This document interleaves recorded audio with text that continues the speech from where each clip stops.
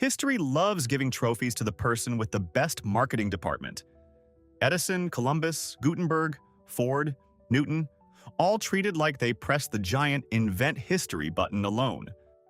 But behind many famous firsts is someone earlier, ignored, broke, unlucky, or simply born in the wrong empire. Today, we're checking 32 historical firsts that were not actually first. 1. If you were ever told Thomas Crapper invented the flush toilet, history has successfully pranked you with a surname. Crapper was real, and yes, he was a very successful London plumber who sold bathroom equipment like a Victorian sanitation king. But the flush toilet had already existed since 1592, when Sir John Harington, godson of Queen Elizabeth I, built one for the Queen herself. He called it the Ajax, a naughty little Elizabethan pun connected to toilet slang, because apparently even Renaissance plumbing needed wordplay. Elizabeth did use it, but the invention never spread through court, probably because everyone saw it as some bizarre luxury gadget rather than the future of human dignity. So the toilet flushed nearly 300 years before Crapper became famous. Harrington made the invention. Crapper made the name impossible to forget. History is not always fair, but it is annoyingly good at branding. 2. Gutenberg absolutely changed Europe when he built his printing press around 1440, but he did not pull movable type out of thin air like some medieval tech wizard. 4 centuries earlier, in China, Bi Sheng had already created movable type printing around 1040 using individual characters made from baked clay. The process was simple in theory.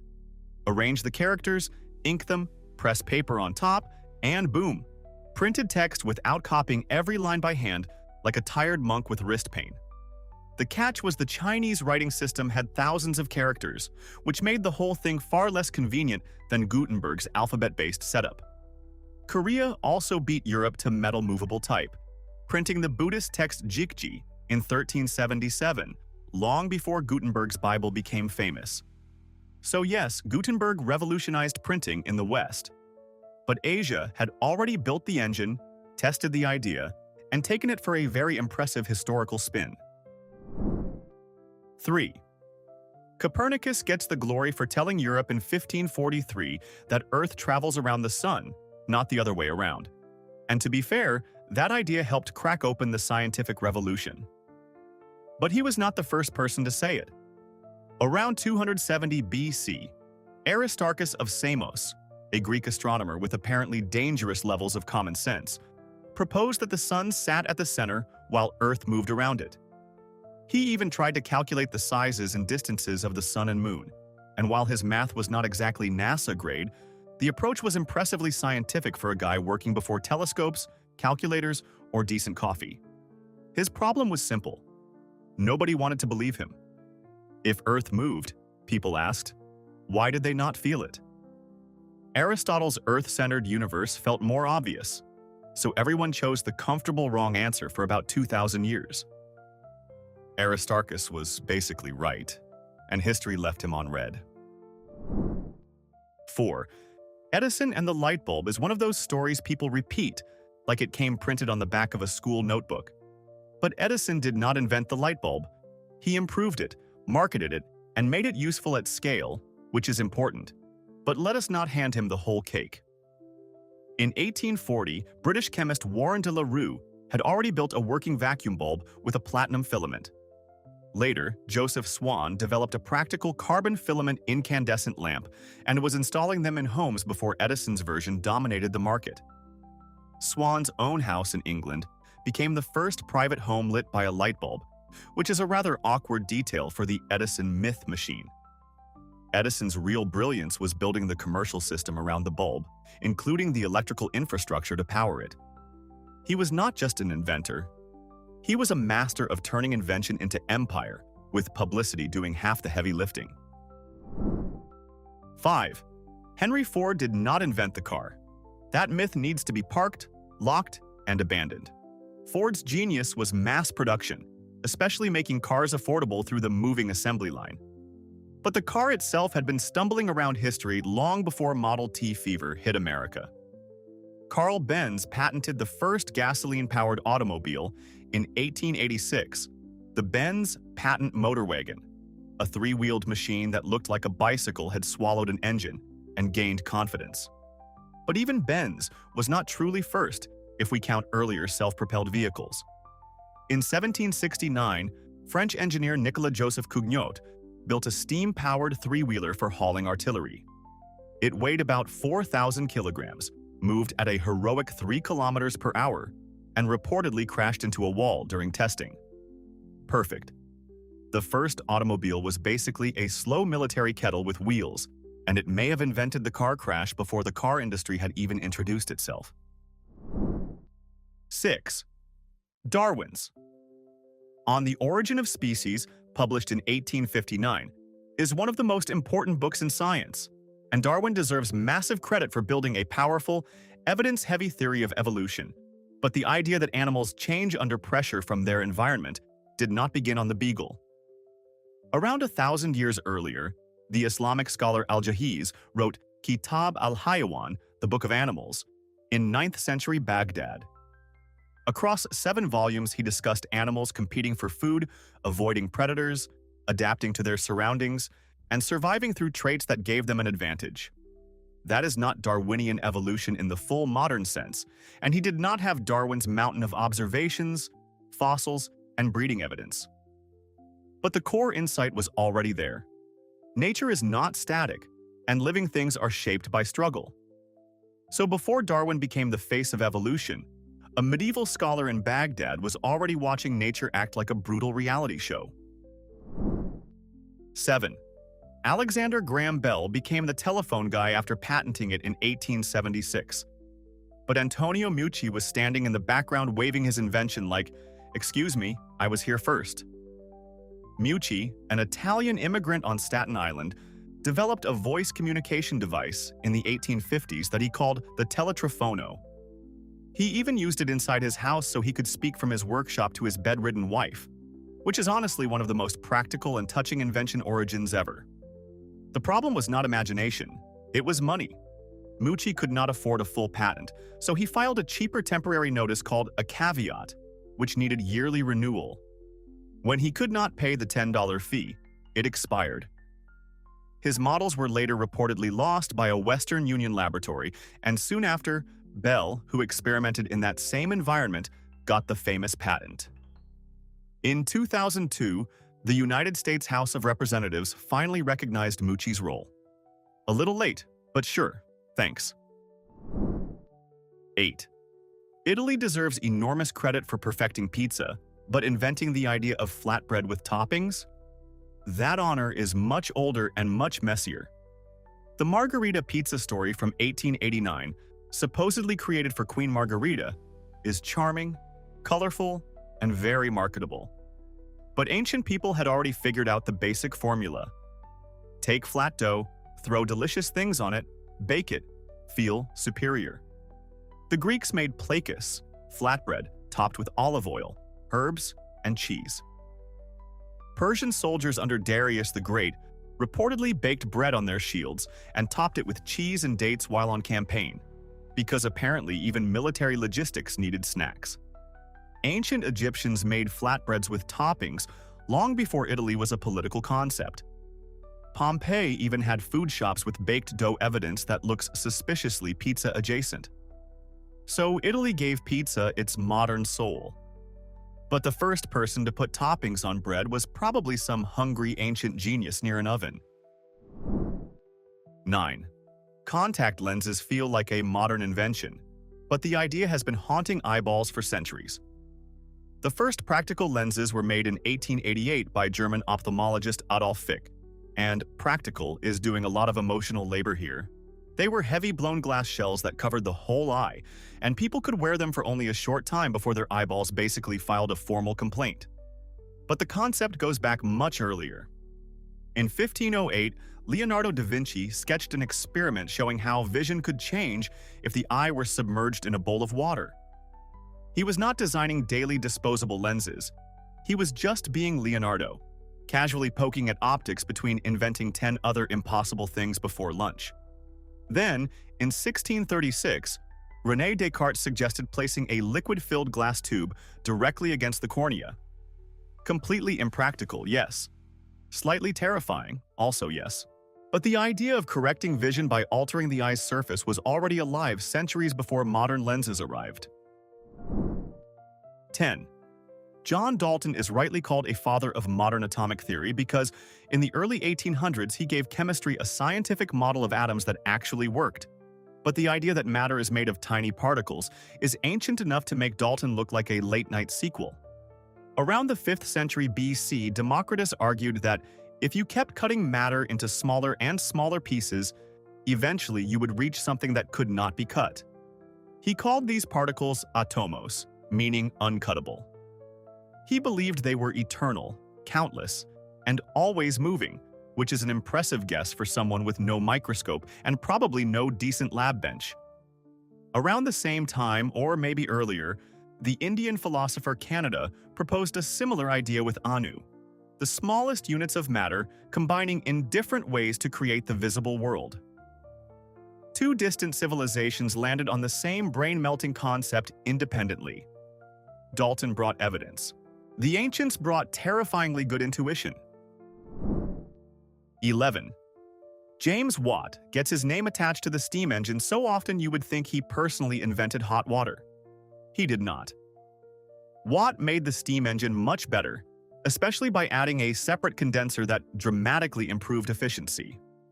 That was a huge upgrade, but an upgrade is not a birth certificate. The first practical steam engine was built by Thomas Newcomen in 1712 to pump water out of flooded coal mines in England. It was bulky, hungry, and inefficient.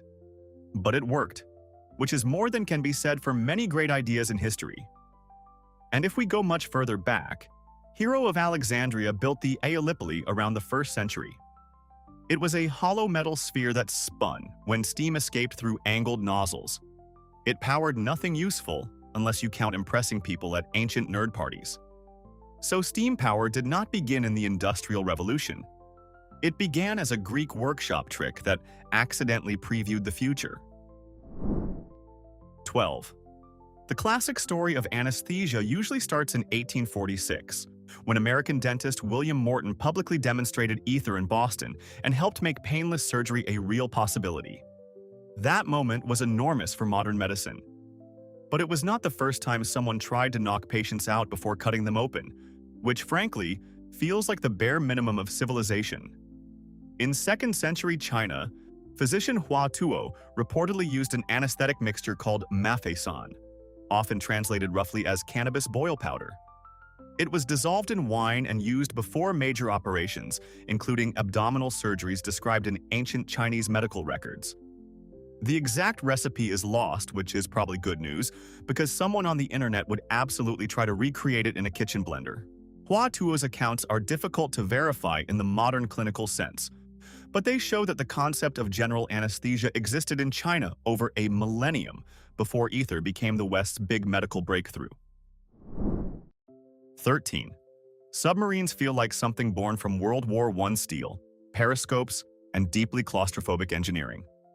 But the first working submarine showed up in the 1620s, and it was basically a secret underwater rowing shed. Dutch inventor Cornelis Drebbel built it from a wooden frame covered in greased leather, then powered it with 12 rowers sealed inside. Somehow, this was not just a death trap with ambition. It actually worked. Drebbel tested it in the Thames River, and some reports say he even took King James I beneath the surface, making him possibly the first head of state to enjoy an underwater panic room tour. The vessel could stay submerged for hours and travel several miles. Some accounts even claim Drebbel used chemicals to refresh the air inside. No engines, no torpedoes, no radar. Just a crew of men rowing blindly through the dark in a greased leather tube under London. History really did start with the weird prototype. 14. Columbus. Discovering. America is one of the most stubborn history myths ever printed in textbooks. He crossed the Atlantic in 1492, landed in the Caribbean, and immediately decided he had reached Asia. He called the people he met Indians, and apparently never fully accepted that he had stumbled into a continent unknown to Europeans. Meanwhile, roughly 500 years earlier, Leif Erikson and other Norse explorers had already reached North America, specifically Newfoundland. This is not just saga gossip either. Archaeologists found a real Viking settlement at Lonso Meadows, complete with building remains and ironworking evidence. But even saying the Vikings discovered America is ridiculous if we are being honest, because indigenous peoples had lived there for thousands of years before any European boat arrived with confidence and terrible maps. Columbus did not discover America. He did not even discover that he had failed to discover Asia. That is a special level of historical confusion. 15. Steamboat. Willie from 1928 made Mickey Mouse famous and helped turn Disney into an animation empire. But it was not the birth of animation. Mickey may have whistled his way into pop culture, but the party had started years earlier. In 1908, French artist Émile Cohl created Phantasmagorie, widely considered the first fully animated film. It ran for about a minute and a half and used hundreds of hand-drawn images that transformed into strange, surreal shapes. Watching it feels like someone animated a chalkboard during a fever dream. And honestly, it still has more personality than some modern corporate cartoons. Even before Cohl, Émile Renaud was presenting animated projections in Paris in the 1890s, using clever devices that brought drawn images to life for audiences. Disney did not invent animation. He industrialized it, merchandised it, and gave it a mouse-shaped crown. But the first strange little animated creatures were French, weird, and proudly unmarketable. 16. George Washington was the first president of the United States in the way most people mean it. The first president under the Constitution, inaugurated in 1789 with actual executive power and the whole national mythology package. But the phrase, first president, comes with a sneaky historical trapdoor. Before the Constitution, the United States operated under the Articles of Confederation, and Congress had a presiding officer with the very official title President of the United States and Congress assembled. John Hanson held that position in 1781 for a one-year term. Was he president like Washington? Absolutely not. His role was closer to a chairman, with barely any executive authority and none of the modern presidential machinery. But the title existed, and several men held it before Washington took office. So Washington remains the first real constitutional president. Still, the phrase first president has a footnote large enough to annoy every simplified school poster in America. 17. We call them Arabic numerals, which is already a branding plot twist because the number system used around much of the world actually came from India. In the 7th century, Indian mathematician Brahmagupta formally described 0 as a number and gave rules for using it in calculations. Adding 0, subtracting 0, working with debts and quantities, he helped turn nothing into one of the most powerful tools in mathematics. The system then traveled through the Arab world, where scholars such as Al-Khwarizmi developed and spread it further. Europe learned it through Arabic scholarship, so the West called the digits Arabic, while India sat there like the original author whose name got removed from the group project. Even better, the Maya independently developed their own 0 as a placeholder in Central America centuries earlier. So 0, the number that represents nothing, was invented more than once, which is very dramatic behavior for nothing. 18. Athens deserves its reputation as one of the great birthplaces of democracy, especially after reforms around 508 BC created a direct citizen assembly that was revolutionary for its time. But birthplace can be a little too neat, and history hates neat labels. Around the same broad era, the ancient Indian Republic of Vaishali, in what is now Bihar, appears to have had a form of representative assembly. Leaders and representatives gathered to make collective decisions, and other Ganasangas across the Indian subcontinent also practiced republican or assembly-based governance. That sounds suspiciously like people experimenting with self-rule outside the Mediterranean, which tends to make the Athens invented democracy alone story look a bit overconfident. Also, Athenian democracy had giant exclusions. Women, enslaved people, and foreigners were left out completely. So yes, Athens was historically enormous. But the idea that communities could govern themselves was not a Greek monopoly. It was emerging in different places, Because apparently humans everywhere eventually get tired of one guy making all the decisions. 19. If someone tells you ENIAC was the first computer, they are starting the story very late, like beginning a movie at the explosion and ignoring the entire plot. ENIAC, built in 1945, was a major electronic computer, but in the 1830s, Charles Babbage had already designed the analytical engine. On paper, it had memory, processing, and instructions fed by punched cards. That is a general-purpose computer, just trapped in Victorian Britain without the manufacturing precision needed to fully build it. Ada Lovelace, working with Babbage's ideas, wrote what is often considered the first computer algorithm, becoming the world's first programmer for a machine that did not yet exist. And if we zoom even further back, the Antikythera mechanism, built by ancient Greeks around 100 BC, used interlocking bronze gears to predict astronomical events. It was not a computer like ours, but it was a sophisticated calculating machine. The future arrived early. It just came hand-cranked. 20.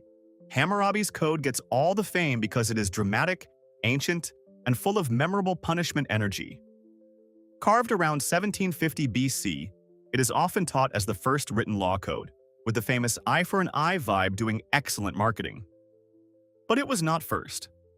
The Code of Ur-Nammu, from the Sumerian city of Ur, is about 3 centuries older and is currently the oldest surviving law code we know. And here is the funny part. Compared to Hammurabi, Ur-Nammu's laws often feel weirdly civilized. Instead of reaching instantly for mutilation, many offenses were punished with fines. Break someone's bone, pay silver. Knock out a tooth, pay a set amount. It sounds less like a revenge fantasy and more like an ancient insurance claim written by someone with a stern clipboard. So the oldest known law code was not the brutal one everyone remembers. It was the earlier one saying, "Please stop injuring people, and also here is the invoice." 21. Wilhelm Röntgen officially discovered X-rays in 1895 and won the first Nobel Prize in physics for it, which is about as official as scientific glory gets. But before Röntgen became the name attached to invisible rays and creepy hand skeleton photos, Ukrainian physicist Ivan Polyuy had already been working with similar phenomena. In the 1880s, he developed the Polyuy lamp, a device capable of producing radiation that we now recognize as X-rays. He also created early images showing bones, including a famous image of his daughter's hand. Polyuy published research, but his work did not receive the same international attention, partly because of language barriers, and partly because the scientific world had not yet fully understood what was sitting in front of it. Röntgen, to his credit, recognized the significance immediately and presented it clearly. He got the Nobel, the Spotlight, and the textbook chapter. Polyuy got the classic inventor package: brilliant work, terrible timing, late recognition. 22. Benjamin Franklin is often praised for founding America's first public lending library in 1731, and in the American story, that credit makes sense. But libraries as organized collections of knowledge go back much, much further than colonial Philadelphia. In the 7th century BC, Assyrian king Ashurbanipal built a massive library in Nineveh with more than 30,000 clay tablets. These were not cute decorative tablets either. They contained texts on medicine, astronomy, law, rituals, mythology, and literature, including versions of the Epic of Gilgamesh. Ashurbanipal was not just a conqueror with a palace and an ego. He was genuinely obsessed with collecting knowledge and ordered texts copied from across his empire. The library was organized and cataloged with impressive care, which is very on brand for a king who apparently wanted a clay-based search engine. When archaeologists rediscovered it in the 1850s, it opened a window into ancient Mesopotamia. Franklin helped democratize reading in America. Ashurbanipal built a knowledge fortress out of baked mud. 23. The Mercator projection from 1569 is the classroom map everyone knows, usually the one that makes Greenland look like it could physically fight Africa. But world maps did not begin with European navigators and rectangular wall charts. Around 600 BC, Babylonian scholars created the Imago Mundi, a small clay tablet that tried to represent the known world.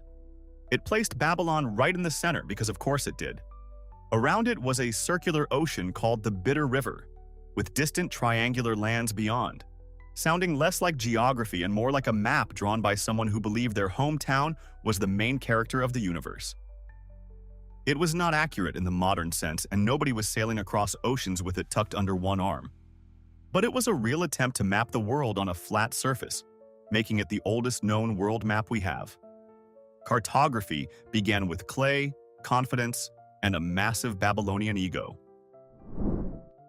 24.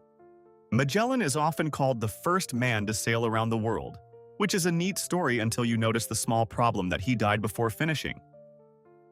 In 1521, he was killed in the Philippines at the Battle of Mactan, after getting involved in a conflict with local leader Lapu-Lapu, who had exactly zero interest in becoming a footnote in someone else's imperial adventure. The expedition continued without Magellan, and Juan Sebastian Elcano captained the surviving ship back to Spain in 1522, completing the voyage. But there is another candidate history usually pushes into the shadows. Enrique of Malacca, an enslaved interpreter from Southeast Asia whom Magellan had taken to Europe years earlier. Since Enrique had traveled west to Europe and then sailed east back toward his region of origin, some historians argue he may have completed a full circuit of the globe before the famous European captains. The first person around the world may have been not the celebrated commander, but the enslaved translator almost nobody learned about. 25.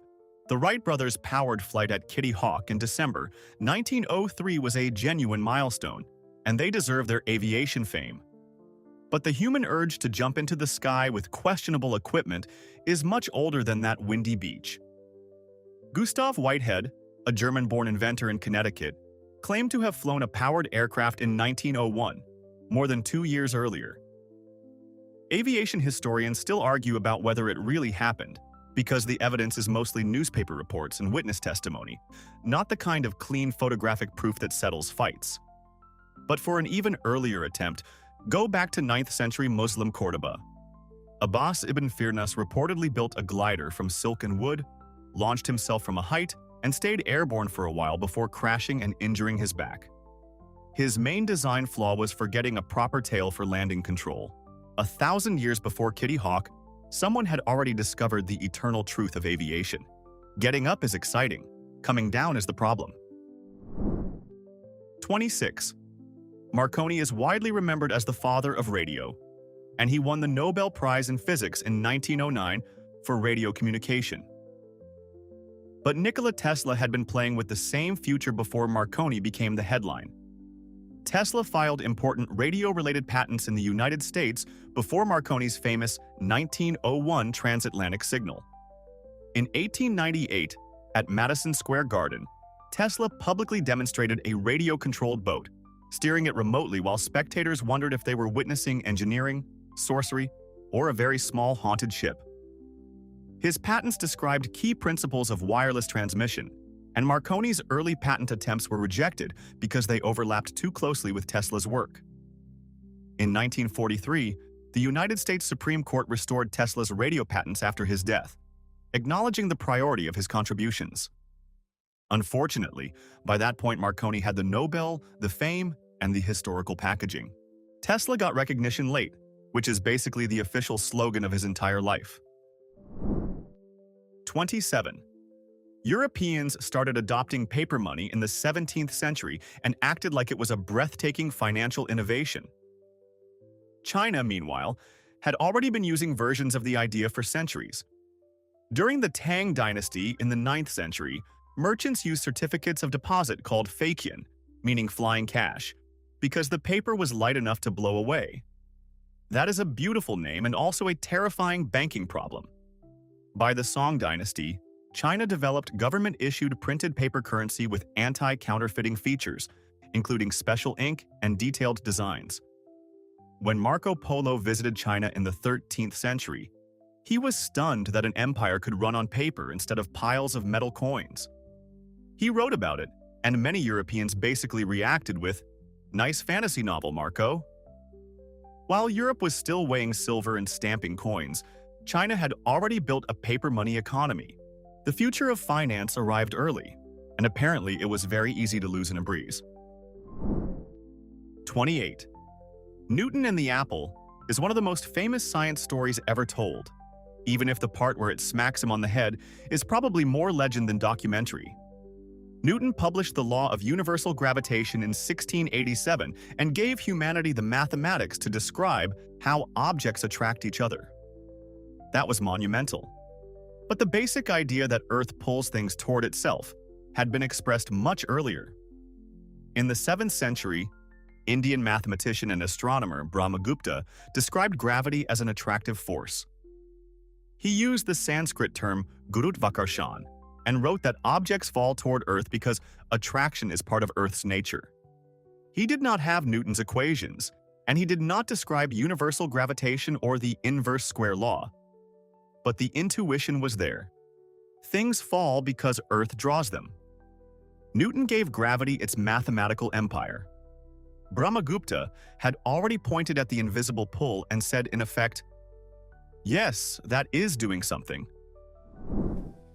29. The compass is often linked to European explorers crossing oceans during the Age of Discovery, as if navigation just spawned in the 1400s wearing a fancy hat. In reality, the compass was invented in China during the Han Dynasty, around the 2nd century BC. Even better, its first major use was not navigation. It was feng shui. Early Chinese compasses used lodestone, a naturally magnetic mineral, often shaped like a spoon that rotated on a bronze plate and pointed south. These devices helped align buildings, tombs, and spiritual spaces with cosmic and earthly forces.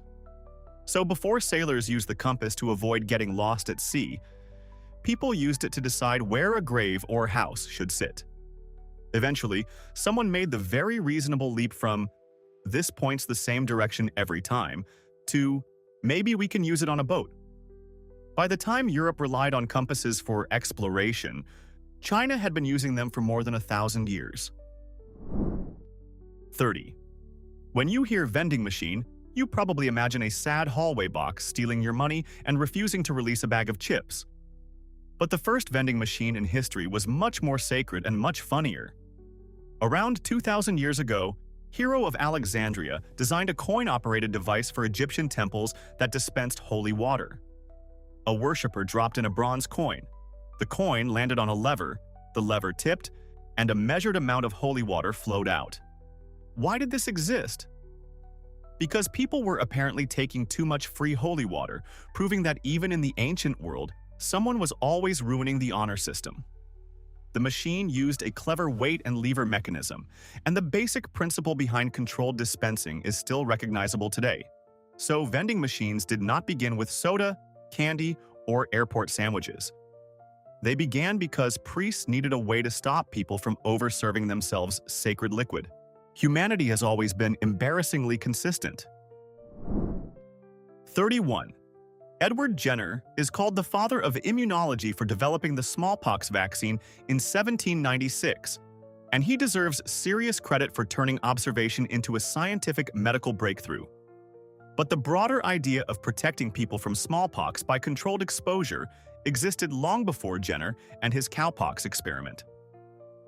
In China, variolation was practiced centuries earlier, with some accounts dating it as far back as the 10th century. The method could involve drying smallpox scabs, grinding them into powder, and blowing the powder into a person's nose through a tube. Yes, that sounds horrifying, but compared to smallpox itself, people were willing to try some very unpleasant options. Variolation also appeared in parts of Africa and the Ottoman Empire, and it reached England in the early 1700s through Lady Mary Wortley Montagu, who had observed the practice in Istanbul. Jenner refined the approach and made it safer through cowpox, but the core idea had already been traveling across cultures for generations. 32.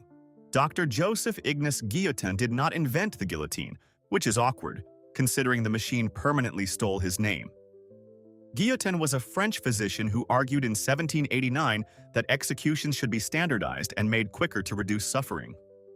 The actual device used in France was designed by German engineer Tobias Schmidt, with major input from French surgeon Antoine Louis.